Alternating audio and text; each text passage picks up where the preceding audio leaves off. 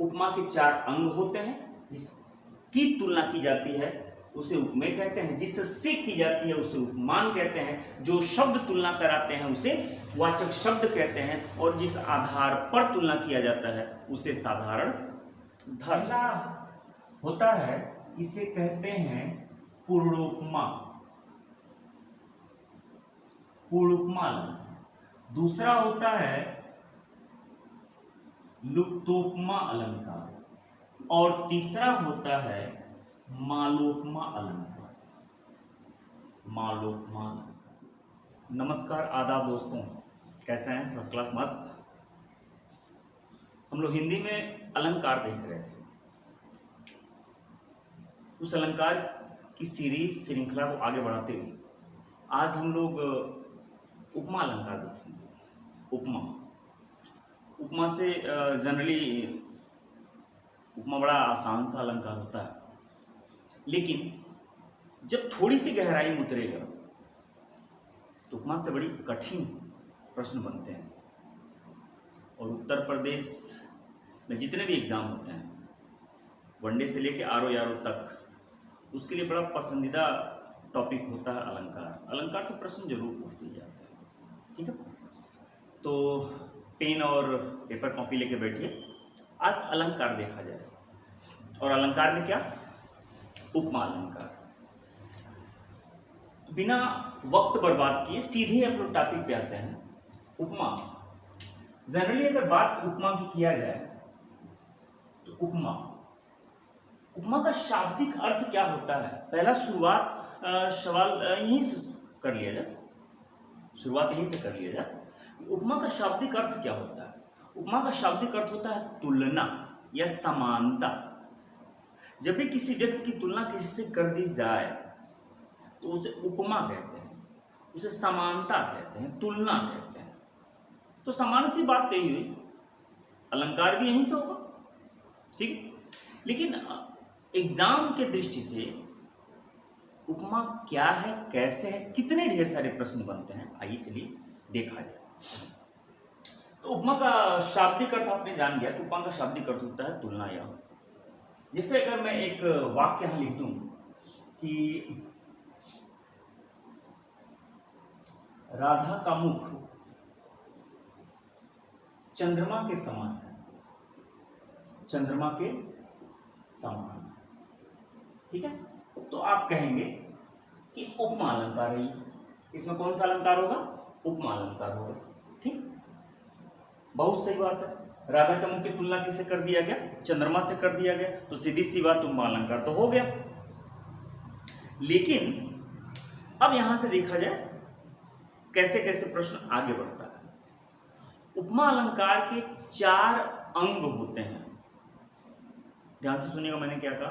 उपमा अलंकार के 4 अंग होते हैं। अंग, तो अंग 4 कौन कौन से होते हैं? पहला होता है उपमेय, दूसरा होगा उपमान, तीसरा होगा वाचक शब्द, और चौथा हो जाएगा साधारण धर्म। साधारण धर्म। देखिए, ये उपमा अलंकार के 4 अंग हो गए। कौन कौन? उपमेय, उपमान, वाचक शब्द और साधारण धर्म। ये 4 अंग हो गए। अब इसे कैसे हम लोग डिफाइन करेंगे, कैसे इसको समझेंगे? देखिए, ऊपर वाली लाइन मैंने जो लिखा हुआ है, राधा का मुख चंद्रमा के समान है। राधा के मुख की तुलना किससे किया गया है? चंद्रमा से किया गया है, ठीक है? तो अब इसकी परिभाषा सुनिएगा। जिसकी तुलना की जाए, जिसकी तुलना की जाए, जिसकी तुलना की जाए। अब जिसकी तुलना की जाए, उसमें किसकी तुलना की जा रही है? सीधी सी बात है, राधा के मुख की तुलना की जा रही है। अब किससे की जा रही है मैं नहीं कह रहा हूं, मैं ये कह रहा हूं कि जिसकी तुलना की जाए उसे ही उपमेय कहा जाता है। यानी कि अगर मैं यहां ब्रैकेट में लिख दूं राधा का मुख, ठीक है, ब्रैकेट में लिखते हैं हम राधा का मुख, ठीक है? तो उसमें राधा का मुख जो होता है वो उपमेय हो गया। आगे सुनिएगा, लिखा है उपमान। उपमान की परिभाषा यह है कि जिससे तुलना की जाए, जिससे तुलना की जाए, जिससे तुलना की जाए, जिससे तुलना की जाए। अब उसमें जरा देख के बताइए किससे तुलना किया गया। राधा का मुख चंद्रमा के समान है, यानी कि राधा का मुख की तुलना किससे किया गया है? चंद्रमा से किया गया है। तो यानी कि चंद्रमा जो हो गया वो क्या हो गया? वो उपमान हो गया। चंद्रमा उपमान हो गया, ठीक है। राधा का मुख उपमेय हो गया और चंद्रमा उपमान हो गया। अब तीसरा वाचक शब्द। वाचक शब्द किसे कहते हैं? वाचक शब्द का मतलब यह है कि इसमें जो शब्द तुलना करा रहा है, राधा का मुख चंद्रमा और राधा का मुख चंद्रमा के बीच में तुलना किसने कराया? तो समान। देखो उसमें लिखा हुआ है समान, ठीक है। तो ये कह सकते हैं कि जो शब्द तुलना कराए, जो शब्द तुलना कराए, जो शब्द तुलना या समानता कराए, ठीक है। जो शब्द तुलना या समानता कराएगा उसे ही वाचक शब्द कहते हैं। इसमें कई शब्द आ सकते हैं, जैसे कि आपका ये समान वहां पे लिखा ही हुआ है। समान के अलावा सा, सम, सरिस,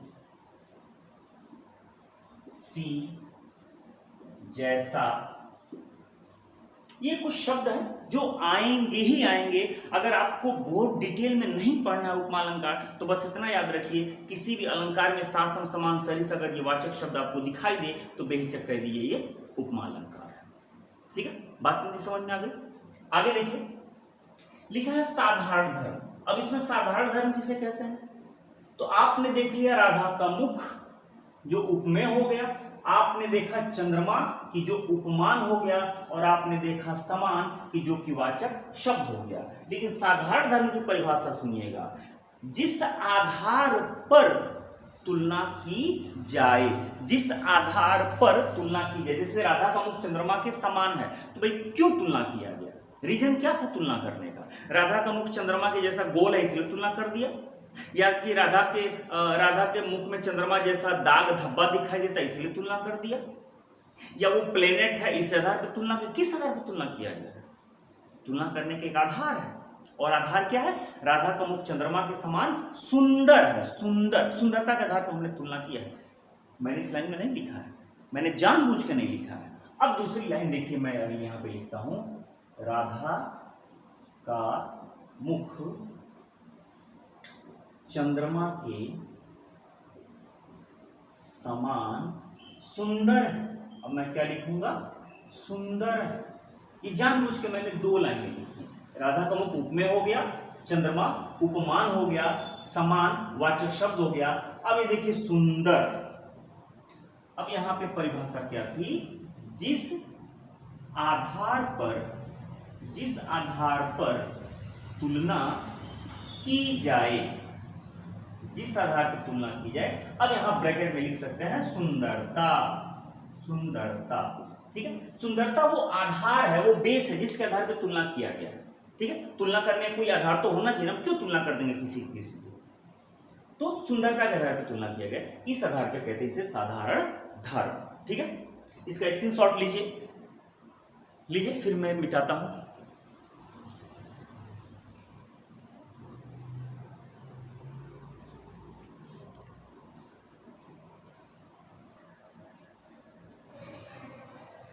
आपने इसका स्क्रीनशॉट ले लिया ना, ठीक है।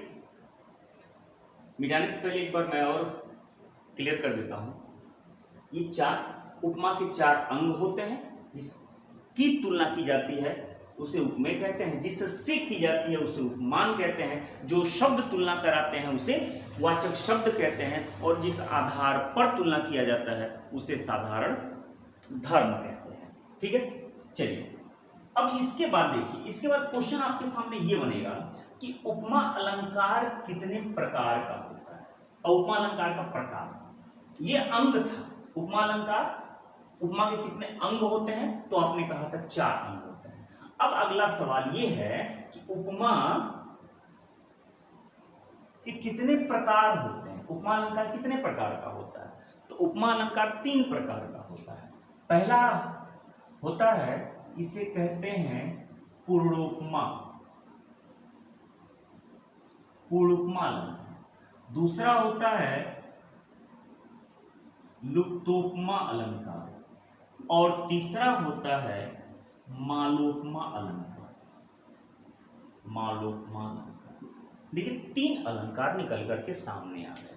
उपमा अलंकार 3 प्रकार के होते हैं। उपमा अलंकार के भेद कितने होते हैं? तो 3 भेद होते हैं, पूर्णोपमा अलंकार, लुप्तोपमा अलंकार और मालोपमा अलंकार। ठीक है। अगर आपको लगता है कि मैं आपको समझा ले जा रहा हूं और मेरे समझाने से, मेरे इस छोटी सी कोशिश से आपका कोई भी रास्ता आसान होता हो, आपका एक टॉपिक तैयार होता हो, तो प्लीज़ चैनल पर नए हैं तो सब्सक्राइब कर दीजिए। और अगर आपको लगता है कि वीडियो किसी दूसरे के पास शेयर कर देना चाहिए, इससे थोड़ी सी मेरी भी एक इमेज बनेगी और किसी और की भलाई हो जाएगी। ठीक है, तो प्लीज़ शेयर कीजिए, लाइक कीजिए। आइए देखिए, पूर्णोपमा अलंकार, लुप्तोपमा अलंकार और मालोपमा अलंकार। अब पूर्णोपमा अलंकार किसे कहते हैं? देखिएगा, मैंने कहा था ना कि मैंने जानबूझ के 2 लाइनें लिखी थी अलग अलग। मैं चाहता तो पहली बार में लिख दिया होता राधा का मुख चंद्रमा के समान सुंदर है, लेकिन मैंने नहीं लिखा। मैं जानबूझ के दूसरी बार में वो सुंदर शब्द डाला। तो यहाँ पूर्णोपमा का देखिएगा कि ऐसा उपमा अलंकार जिसमें उपमा के चारों अंग मौजूद हो, चारों अंग मौजूद हो, यानी कि उसमें उपमेय भी हो, उपमान भी हो, वाचक शब्द भी हो, साधारण धर्म भी हो। अगर ऐसा कोई उपमा अलंकार है तो उसे ही पूर्ण उपमा अलंकार कहते हैं, उसे ही पूर्ण उपमा अलंकार कहते हैं। फिर सुनिएगा, जब किसी उपमा अलंकार के एग्जाम्पल में आपको उपमेय भी मिल जाए, उपमान भी मिल जाए, वाचक शब्द भी मिल जाए और साधारण धर्म भी मिल जाए, यानी कि चारों अंग उपमा के मौजूद हों, तो उसे ही पूर्ण उपमा अलंकार कहा जाता है। क्लियर हो गई? ये रहा पूर्ण उपमा अलंकार। ठीक है। लुप्त उपमा देखिएगा, नाम में लिखा हुआ लुप्त।